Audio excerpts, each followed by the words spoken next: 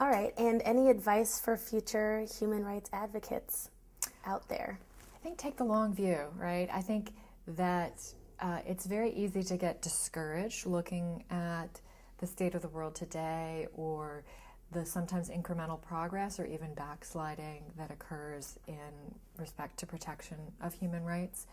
But when you take the longer view, the period since 1945 till today, when human rights law has really been a big part of the international system, is a really short time period in human history.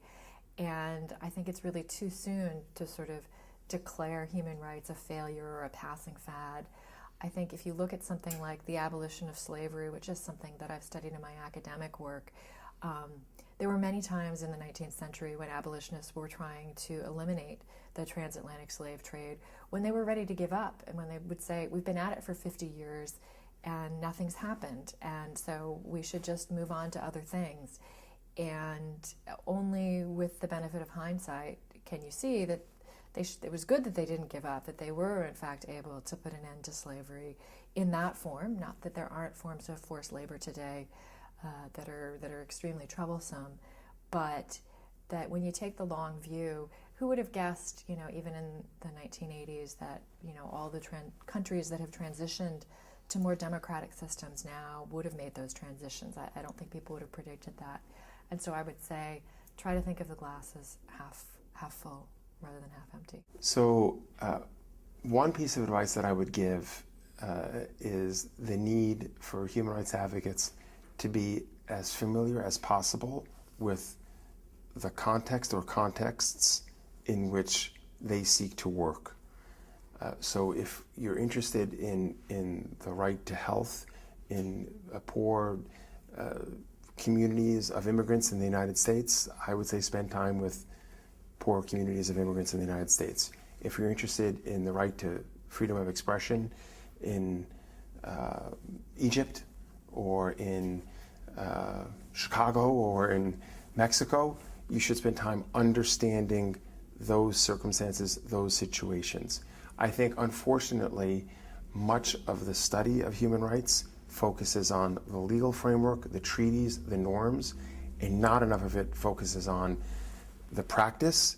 And to understand the practice and to be an effective advocate, you have to understand what's happening, what the context is, who the communities that are affected are, how to work with those communities, how to take whatever skills you develop them and place them at the surface of people who need or want or might be interested in assistance as they become and engage as the agents of change in their own struggle for human dignity.